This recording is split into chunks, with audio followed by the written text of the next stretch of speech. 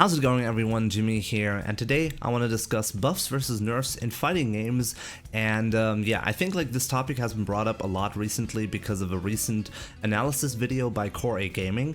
And while I mostly agree with what Gerald Lee has to say on the topic, I want to offer a different perspective so you guys get a better understanding of the topic.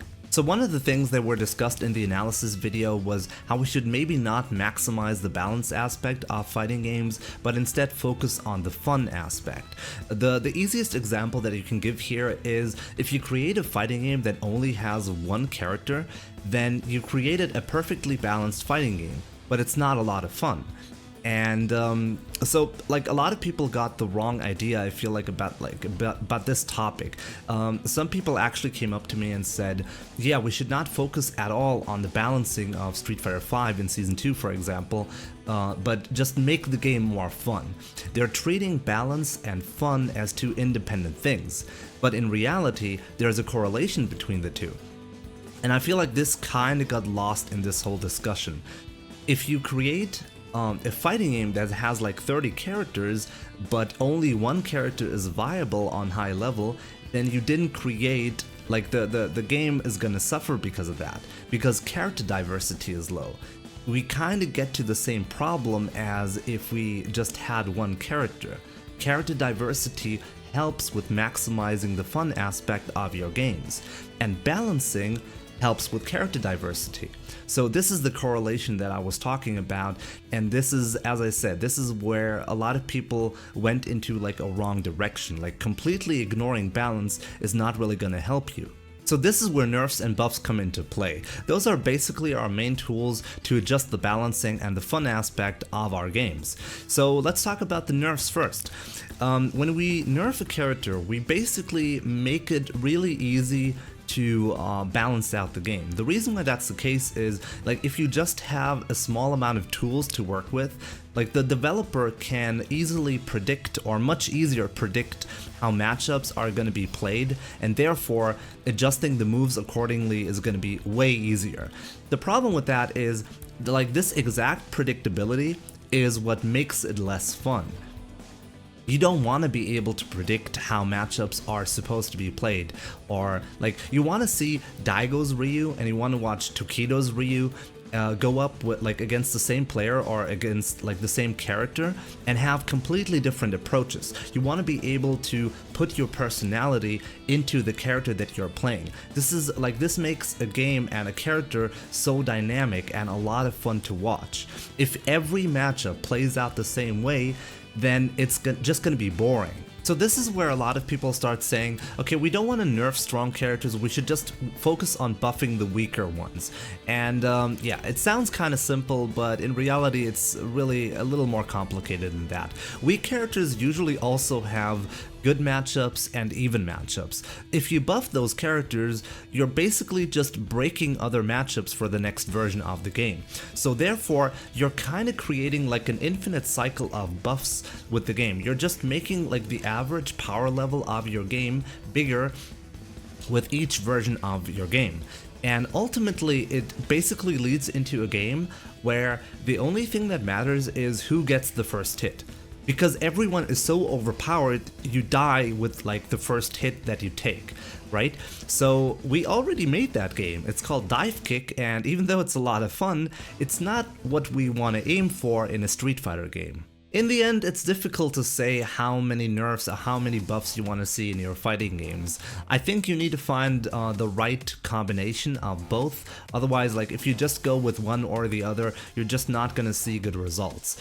And yeah, keep in mind, we want to focus on maximizing fun in our fighting games. If we don't do that, then we're doing something wrong, right? And the problem with that is there are so many components that we need to consider. It's kind of an impossible task to solve. We probably won't ever create the perfect fighting game, which sounds kind of frustrating at first, but if you think about it, it's also very exciting, because that means no matter how hard we try, there's always going to be something exciting to look forward to in the future. So that's all I have to say on the topic for now. Really hope you enjoyed the video. I really hope you gained a new perspective on the topic. Definitely let me know what you think about it in the comment section below. And as usual, I got some stream highlights for you coming up. Hope you enjoy those. So take care, and I'll see you soon. Round 2. Fight.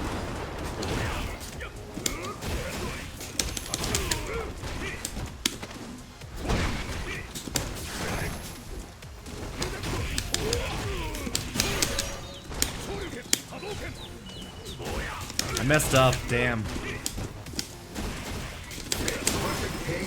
Okay, didn't mess up on that one.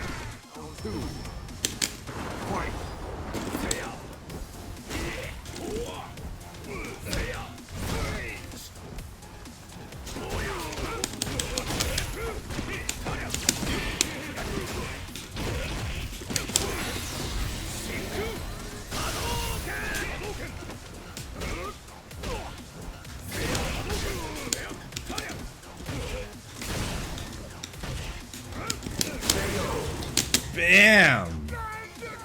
Round 1. Fight.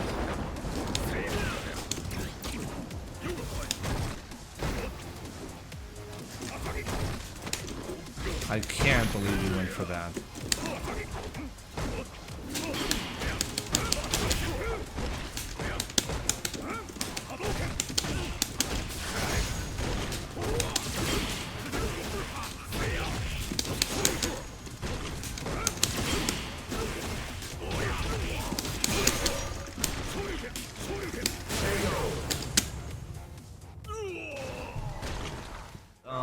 YouTube video on my channel, okay? Fight.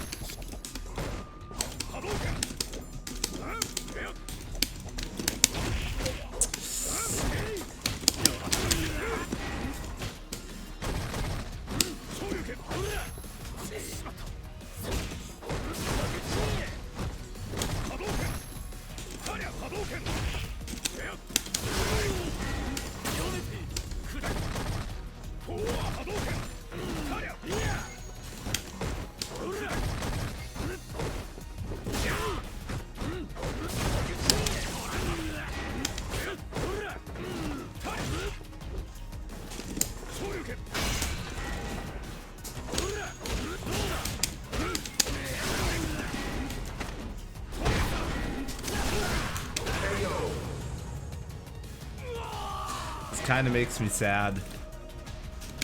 Round 2. Fight. Daddy, wait until tournaments and you'll see Daigo is not gonna win anything with Ryu. He's gonna do fine with Ryu, and he's gonna do fine because he's an amazing player. But he's not gonna win tournaments with Ryu. Because if he goes up against a Urien player, he's just flat out gonna lose. There's no way he's gonna consistently beat Urien.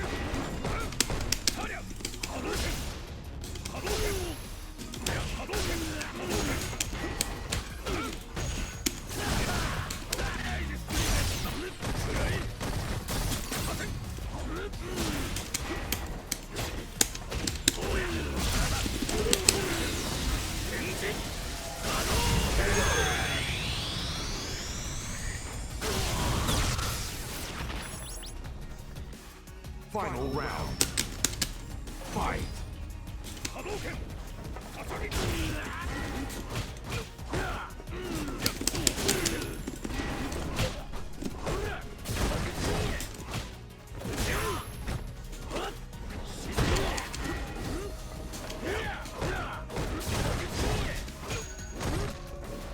Take a look at how Urien can pressure Ryu. Everything's completely safe.